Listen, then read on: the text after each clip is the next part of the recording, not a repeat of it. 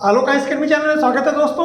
आज का टॉपिक है मेजर ध्यानचंद जी के ऊपर। इस समय ये फिर चर्चा में है क्योंकि भारत सरकार ने राजीव गांधी खेल रत्न अवार्ड का नाम बदलकर मेजर ध्यानचंद खेल रत्न अवार्ड रख दिया है।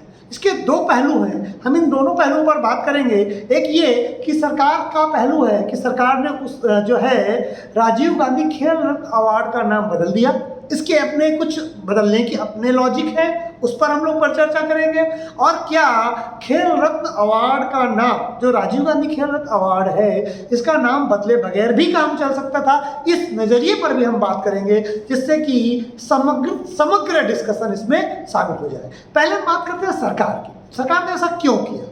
आप सब जानते हैं सरकार का अपना लॉजिक है, जिससे भारत के प्राइम मिनिस्टर ने ये बात कही कि क्योंकि बहुत ज़्यादा लोगों की ये डिमांड आ रही थी कि राजीव गांधी खेल रत्न अवार्ड का नाम बदल करके मेजर ध्यानचंद खेल रत्न अवार्ड कर दिया जाए।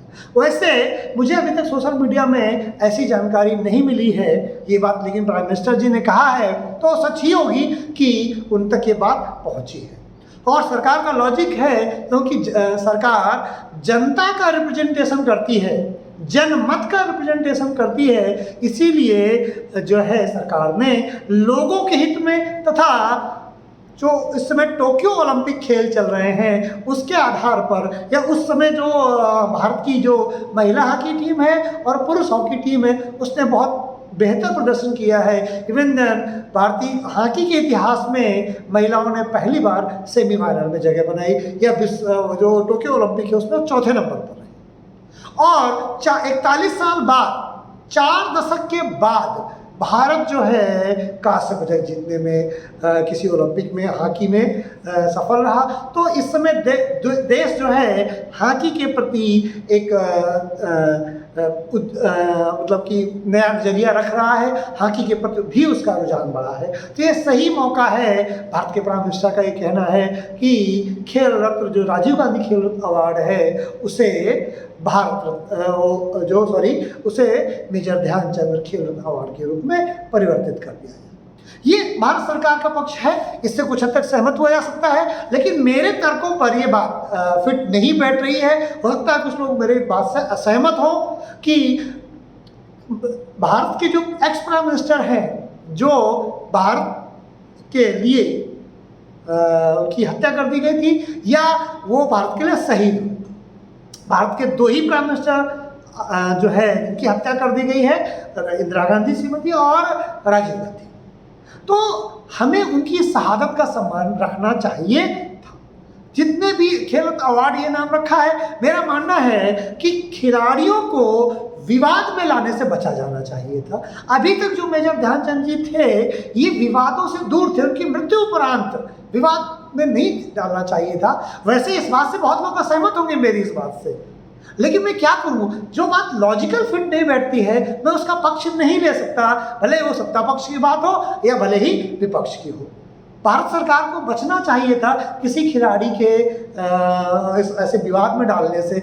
अभी तक जो मेजर ध्यानचंद थे ये सभी के खिलाड़ी थे।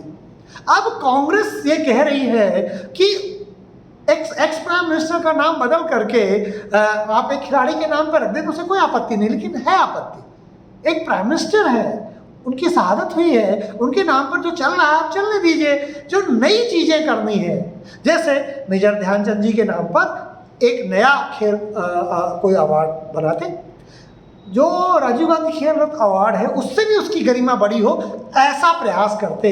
और जैसे उसमें 25 लाख रुपए का सम्मान है, आर्थिक सम्मान है, इसमें आप 1 करोड़ 2 करोड़ 5 करोड़ ऐसा करके एक मेजर ध्यानचंद जी को विवाद में लाए बिना, क्या इस देश में खेल रत्न अवार्ड जो राजीव गांधी खेल रत्न अवार्ड है इसके सिवा खेलों से कोई भी जो है अवार्ड नहीं दिया जाता है? दिया जाता है। तो मेजर ध्यानचंद जी के लिए सबसे बेहतर ये होता कि उनके लिए एक अलग अवार्ड की व्यवस्था की जाती, उन्हें भारत रत्न पहले दिया जाता, साथ में उन्हें एक अलग अवार्ड की व्यवस्था की जाती, जिससे कि विवाद से बचा जा सकता था। ये बात मैं हमेशा कहूँगा कि जो भारत के नेशनल हीरो हैं, जो भारत के नेशनल खिलाड़ी हैं हीरोज़ के रूप में, चाहे वो पॉलिटिकल हीरो हो अगर ये कहें, चाहे वो किसी गेम के हीरो हो, चाहे उसे समाज सेवा के रूप में जो हीरोज़ हो। जो नेशनल हीरोज़ हैं उन्हें राजनीतिक विवादों से दूर रखना चाहिए।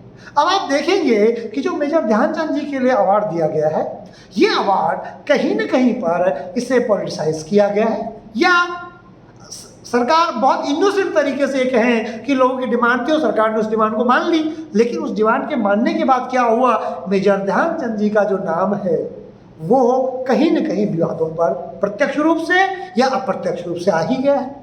तो इससे बचना चाहिए था। क्या सरकार बच नहीं सकती थी इस बात से?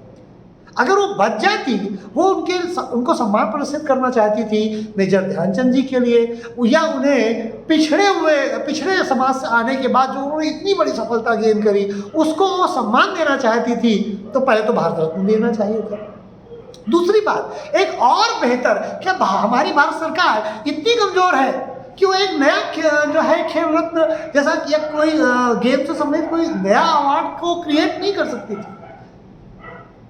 ऐसा मेरा मानना है। दूसरी बात, अब अगर भारत सरकार ने ये बात क्रिएट कर ही दी है, ये राजीव गांधी खेल रत्न अवार्ड को बना ही दिया है, पहले तो उन्हें बचना चाहिए, लेकिन फिर भी अगर उन्होंने ये काम कर दिया है तो मेजर ध्यानचंद किसी एक पार्टी के नहीं हैं, सभी के हैं। और लोगों को राजीव गांधी के नाम पर भारत में इतने सारे कार्य पहले से चल रहे हैं, अगर एक कम भी हो जाता है तो उनकी गरिमा पर कोई फर्क नहीं आएगा। उन्होंने देश के लिए किया है, देश के लिए शहादत दी है, देश को कंप्यूटर क्रांति को लेकर के आया है। आज हम सबके पास जो मोबाइल है, जो कंप्यूटर क्रांति है, जो सॉफ्टवेयर क्रांति है, इसमें राजीव गांधी जी का सबसे बड़ा योगदान है। उसके बाद से अटल बिहारी वाजपेयी जी का योगदान है। तो आपको ये मानना ही होगा राजीव गांधी की छवि पर कोई फर्क इसमें नहीं पड़ने जाना है। और मेजर ध्यानचंद जी का सम्मान अगर बढ़ता है तो विपक्ष को भी या दूसरे उन लोगों को भी इसे विवादित मुद्दा बनाए जाने से बचना चाहिए। मेरा लक्ष्य अब यह है कि चाहे वो सत्ता पक्ष का व्यक्ति हो चाहे विपक्ष का हो, हमारे जो नेशनल हीरोज हैं उनकी छवि पर कोई भी प्रतिघात नहीं करना चाहिए। उनको कभी भी जो राजनीतिक छींटाकशी से बचाए रखना चाहिए, जिसे आजकल हम सामान्य भाषा में कहते हैं कि राजनीति से बचाए रखना चाहिए। राजनीति शब्द अपने आप में खराब नहीं है। राजनीति में जो ब्लेम गेम चलता है, जो राजनीतिक छींटाकशी चलती है, ये गलत है। और दो राजनीतिक पार्टियां और राजनीतिक दल जो आपस में छींटाकशी करते हैं, मुझे उससे कोई लेना देना नहीं है। लेकिन हमारे जो नेशनल हीरोज़ हैं, मैं अगर मेरे पास से शक्ति हो तो मैं किसी को ये अनुमति ना दूं कि हमारे जो नेशनल हीरोज़ हैं वो किसी भी जाति के हों, किसी भी धर्म के हों, किसी भी पंथ के हों, किसी भी क्षेत्र के हों, उससे फर्क नहीं पड़ना चाहिए कि सॉरी कि हमारे नेशनल हीरो किस जात के हैं। अब मान लीजिए जो अभी हमारी बिटिया है नॉर्थ ईस्ट की, उसने गेम जीता, तो क्या हम केवल ये माने कि वो नॉर्थ ईस्ट के लिए जीता? जब भी कोई खिलाड़ी खेलता है वो भारत के लिए खेलता है, तो कभी भी किसी खिलाड़ी को उसकी जो पहचान है वो भारत से कम नहीं होनी चाहिए। उसकी जाति क्या है, उसका क्षेत्र क्या है, उसका धर्म क्या है, इसको आगे लाने से बचना चाहिए, वरना ये चीज देश की आंतरिक सुरक्षा के लिए भी खतरा पैदा कर सकती है और लोगों के मध्य में बंटवारा क्रिएट करती है। तो इसीलिए दोस्तों मेरा ये मत है कि एक तो पहली बार राजीव गांधी खेल रत्न अवार्ड को जारी रखते हुए एक नया खेल अवार्ड को क्रिएट करना चाहिए। अगर ये नहीं किया जा सकता था और अब वो बदल ही दिया गया है तो फिर विपक्ष को भी शांत रहना चाहिए। राजीव गांधी जी का पद इतना बड़ा है, सम्मान का इतना बड़ा है कि एक नाम उनके नाम से हट जाने पर उनकी छवि पर कोई ऐसा नकारात्मक प्रभाव नहीं आएगा। दोस्तों आज मैंने न्यूट्रल रहकर यह विश्लेषण करने का प्रयास किया है कि जो खेलों पर राजनीति हावी होने का हो रही है, ये जो लंबे समय से बनी रही है, उसको इससे दूर रखना चाहिए। चाहे वो खेल हो, चाहे वो नेशनल हीरो की और किसी क्षेत्र के हीरोज हों, उनसे हमें बचना चाहिए। दोस्तों उम्मीद है कि मेरा वीडियो आपको पसंद आया होगा। आज मैं अपना वीडियो यही समाप्त करता हूँ। नमस्कार, जय हिंद।